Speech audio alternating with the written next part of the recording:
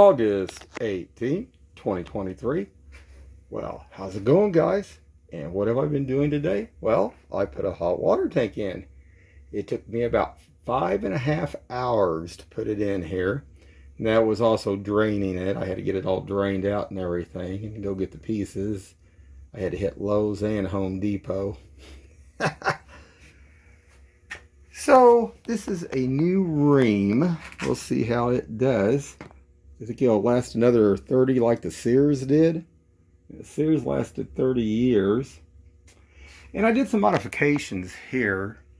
I sweated some copper in, but I used some of these lines that connect like that, so then it'll be easier to replace on the next go around. That is the main shut off, and that's my little solder job there where I went around everything. Check for leaks. Have no leaks. Check for leaks on the gas line. No leaks on that. The only thing is, you notice this on the TP from the manufacturer had been cranked, over cranked on this, tightened. So my drain line is actually at an angle. So what I'm probably going to have to do, I'm going to have to cut this here, put maybe like a 45 in there, and then go on straight on down. I didn't want to back this off because I was afraid then it might leak since it was tightened at the manufacturer.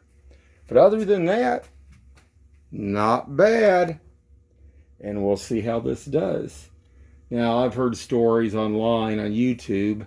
You know, they say that really the only thing, what I understand from all the plumbers and stuff, the thermocouples go out on these after about 2 years. But that, what is the other one? Smith or something? Oh, Smith or something, or whatever. Anyway, they have a problem with their burners. Actually, they must be too thin, and they actually deteriorate, and you'll get like a backfire on them. So I sure didn't want to put one of those in there. It's easier to replace a thermocouple than if you have to go in there and replace a burner and all that and everything. But another job done here, and got a brand new hot water tank.